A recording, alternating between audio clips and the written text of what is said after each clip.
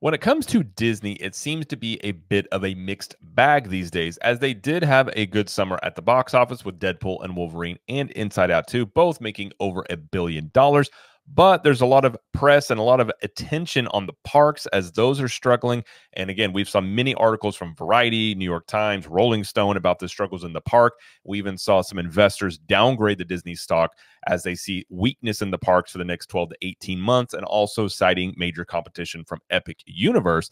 And now there's a story from Deadline here that says Disney layoffs are underway and hundreds of corporate staffers are impacted. So we're going to read through this article and then get some thoughts on what they have to say here.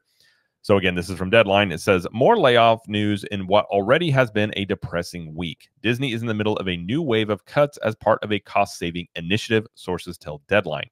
We hear about 300 or so people are affected by the layoffs that started yesterday and are continuing today and tomorrow, with a possibility to stretch beyond that.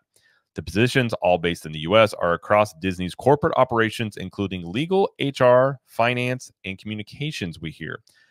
Those are interesting divisions, which to me, that is a lot of middle management that I think is one of the things, if you talk about Disney movies and shows, the cost of them always seem to be $250 million. Like, again, look at the Acolyte. It was reported to be $180 million. Now they're saying it's at least $230 million, likely end up costing even more. A lot of the bloat, I think, with that is the middle stuff. It's the HR, legal, finance, like all these things that don't have anything to do with the actual production of these shows. It's all the stuff that these divisions in the middle. So this could be perhaps some of that they're trying to get rid of to bring down costs. Among the divisions that are not impacted in this round are Parks, ESPN, as well as Disney Entertainment. It says, we continually evaluate ways to invest in our businesses and more effectively manage our resources and costs to fuel the state-of-the-art creativity and innovation that consumers value and expect from Disney, a Disney spokesperson said in a statement to Deadline. As part of this ongoing optimization work, we have been reviewing the cost structure for our corporate level functions and have determined that there are ways for them to operate more efficiently. I would probably agree, considering also most major companies have insane amount of waste in terms of redundant jobs and fluff and, just things that aren't vital to the core business, what they're doing. It just, these things just tend to happen over time anyways. Today's cuts follow the July 31st round of layoffs at Disney Entertainment Television, when about 140 people were let go, representing about 2% of the total DET workforce, and Disney Animation Studio Pixar reducing staff by 14% in May. Disney's layoff started yesterday. On the same day, Paramount Global laid off hundreds in the second round of its own layoffs, aiming to cut 15% of the company's U.S. workforce, with Paramount Plus getting the brunt of the cuts. Paramount Plus has been losing money even worse than Disney, so yeah, that's not too surprising. Traditional media companies are going through tough times amid a soft ad market, despite the influx of spending on political ads and live sports, as pay TV continues to decline markedly and ad dollars are migrating to digital platforms like YouTube and things like that. Legacy companies also have been slashing streaming costs as they are shifting focus on profitability for their platforms. That's because they all thought that they were going to be the next Netflix, and Disney is no different with Disney Plus. They had insane costs and didn't get the return on those that they anticipated getting. And Iger has, talked about many times of cutting that back and slowing down the amount of content they've done. And, if you look at Disney Plus, it is overall, I believe, somewhere around $11-13 billion in the whole as a total. It could be more at this point. I mean, they've been developing, the Disney Plus platform for a while. So even though they may have shown a profit for one quarter, they are still not profitable in terms of overall, in terms of, cost and revenue and things like that. In addition to Disney and Paramount's multiple rounds of staff reductions, Fox Entertainment eliminated about 30 positions through a restructuring in July. There were also layoffs at the Warner Brothers Discovery the same month. Disney has been in a cost-cutting mode since Bob Iger returned as CEO in late 2022. The first big wave in 2023 eliminated roughly 7,000 jobs over multiple rounds, which represented about 3.2% of the company's total global workforce.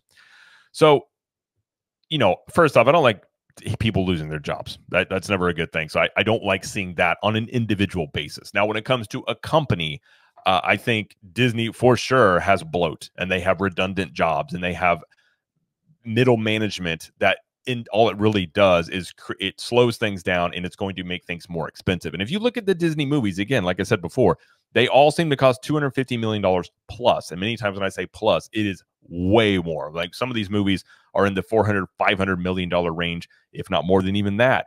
And when you look at, say, what Universal with Illuminations has done, like Super Mario Brothers cost around $100 million, $110 million to make. Disney's animated movies are even costing $250 million. And what that does is, and if you don't understand how the box office works, let's say a movie makes $1 billion. Disney doesn't take home $1 billion. They have to do a split with the movie theater. So usually you can count on like half of it going to the studio and half of it going to theaters. In other countries, there's various splits as well. So what it really does is it just forces these movies to almost have to make $1 billion to really even sometimes break even. So if a movie costs $250 million, usually they're going to have about $100 million marketing budgets. Are already at $350 million out the gate. That movie has to make somewhere around $600-700 million at the box office to just break even. So it's just making all these movies have to make $1 billion, which they're not going to do, and especially when the quality's not there. Versus if they can cut costs down and say start making movies and shows again for much cheaper. If you make a movie for say $100 million, you throw in the $100 million marketing budget, you're at 200. Then you only have to make $400 million to break even. So you're seeing, I think they're figuring out, at least the hard way, that they just have too much blow, and this could be part of them getting rid of that. It also just could be them trying to save money because they've been losing, the parks aren't looking great, and the parks make a lot of the money, and they're not looking to do a lot of cuts at the parks because they really haven't brought back a lot of the aspects to the theme parks that they had back in 2019, as they've been really watching. This is why they had the park reservation system and all the things like that to really cut down on costs on the theme park side. So given that the parks make the most money, I don't see them doing a lot of cuts in the parks. I'm not too surprised to hear about this, especially given the other studios are doing the same thing. And I think ever since the writer's strike, you're seeing a lot of these studios go into massive cost-cutting modes. A lot of them have a lot of debt, and the streaming side is not nearly as profitable as they thought it was going to be. So you're seeing a lot of consolidating on that and really trying to watch how much they spend because they're just not seeing the return on it. And movies, it's been a slow movie year a lot this year because of the strike. So there's a lot of stuff going on in terms of the behind the scenes with writers and studios and money, and really the box office itself. I mean, Disney had some big movies this year, but overall the box office has not been looking great this year.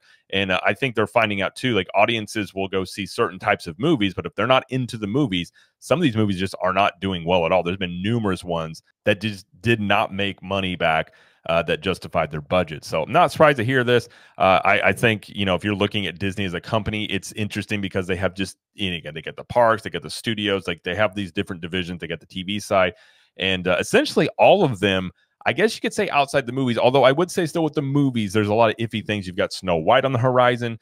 You've got a lot of movies that are very kind of questionable in terms of releasing and how those are going to do. But I guess you could say the movie side is one of the stronger ones right now. But you've got some weakness in the parks. Obviously, television is a shrinking market, and Disney Plus is still, not where they want it to be, even though they can say it's profitable for a quarter, but it's still not, they're not competing with Netflix or even YouTube on that front. So, I think Disney going through this is them trying to get rid of some bloat, get a little leaner. There's been some rumors that perhaps Disney's getting rid of, say, activist employees that are pushing, messaging that they don't want to push, or they don't want to be involved in the politics or the culture war anymore. I don't know. Who knows about that? But that is something I have heard from people, that this is an effort they're doing. Probably never know if that is the case, but I suppose on some level that is potentially another aspect to this that could be going on. But either way, I got some cutbacks when it comes to Disney and other studios, and we'll have to see how this ends up shaking out. Maybe Disney can start getting their movie costs down, which I think would help them overall to make the studios more profitable, and hopefully follow in the footsteps of, say, Deadpool, Wolverine, and Inside Out 2, and start making movies again like they used to all the time. But I guess we'll have to wait and see if that happens. But either way, that is going to be it, though, for this video. If you like this video, please like it and subscribe to the channel, as we do lots of coverage here of Disney World, Universal Studios, Epic Universe, and pop culture. And let us know in the comments, what do you think about this story? And until next time, we will see you later.